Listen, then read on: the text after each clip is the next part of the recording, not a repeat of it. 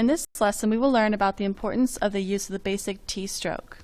Everything we see has dimension, and in order to demonstrate depth in our artwork, whether it be photography or drawing, we need to indicate overlapping elements.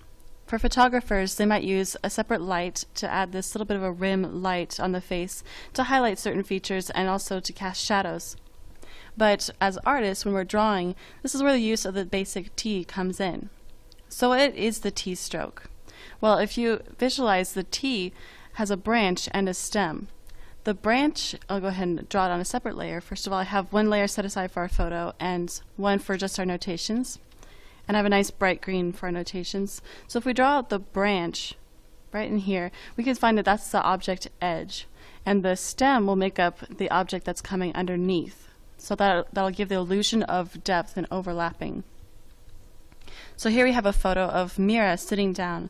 The T is especially important in situations like these because there's many overlapping elements, such as in her arm right here. Her arm's folding over her torso region and also over the neck slightly. And also you'll see in her leg, this leg is coming closer to us and overlapping this other leg back here. And also with her turned head, we can see a lot of overlapping of the neck. So let's go ahead and sketch out several of the T's we'll find in here. The most obvious is probably right here in the chin. If we go ahead and follow that rim of the chin, this will be the rim or the edge of the object that's closest to us, and the stem will show the object behind, right in the neck area. So we see that basic little T-stroke in here. And that really separates the forms quite clearly. And in a more subtle but still very important region, we'll see in her shoulder, if you follow this rounded edge of the shoulder, even into here, where the rounded part of the shoulder here, if we follow this little tiny line right in here, this will be the stem of the T. Again, that's showing an overlap of the shoulder overlapping the muscles that's flowing into the chest area.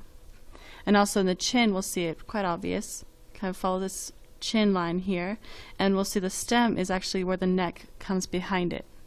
So you can see the illusion of depth right in here. And a subtle region is actually right up in here with the ear. The hair comes over the ear and kind of has the ear coming underneath the hair. And also if you notice, the side of the face kind of tucks behind this bit of hair in here. So that's an interesting double T-stroke right up in here, but as you can see, that overlap is still happening up even in this ear region. Another obvious region is right here where the arm overlaps the shirt. We can go ahead and see this. So that'll be the branch where the arm is and the stem where the shirt is.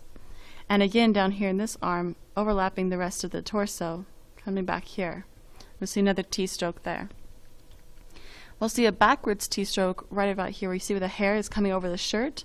If we follow the branch being on the hair and the stem on the shirt, we'll see the overlap happening in here. Again, that's a backwards T-stroke, but again, it's very important to keep in mind.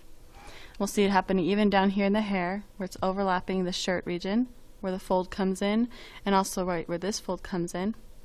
And we can see that fold also makes up the branch of the T when the hip comes out, making up the stem.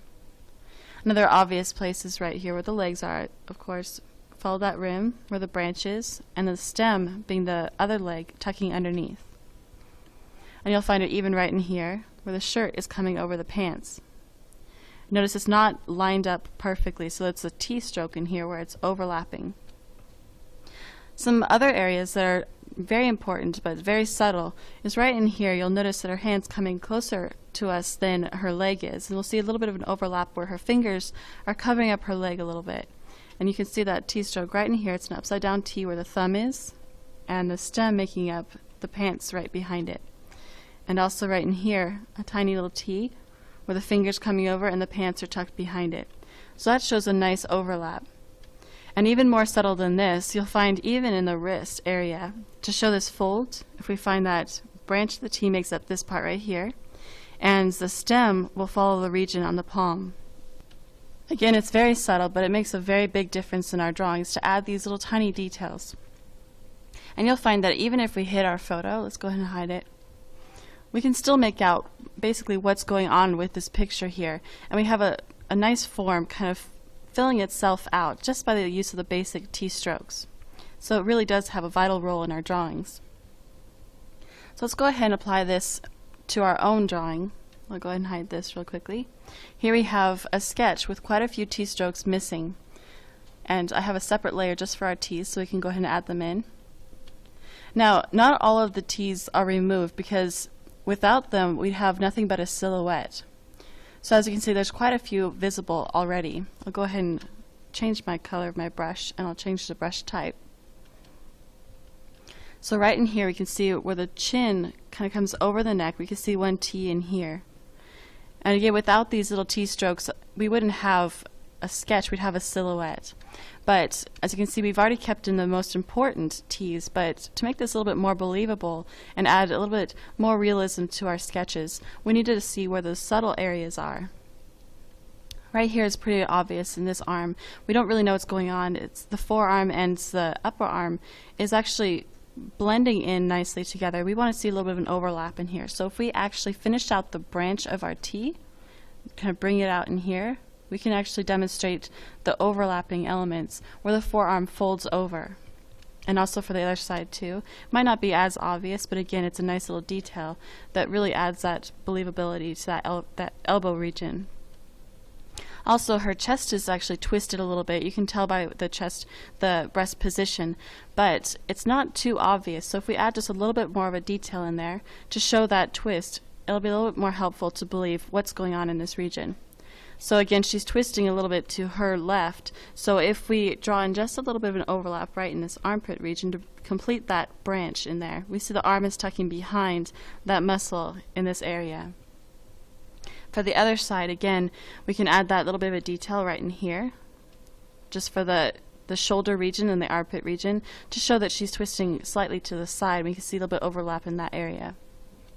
And also for a subtle little detail, just to add a little bit more believability to our shoulders. If you notice, there's clavicles in here, but it's not really extending to show and shape out the shoulders. It's just kind of melting over the surface. But to have an added touch of believability for our anatomy, we can actually add in just a little tiny bit of a stem, or the branch extension coming over and forming that stem behind it to show the separation between the shoulder and the muscle behind it.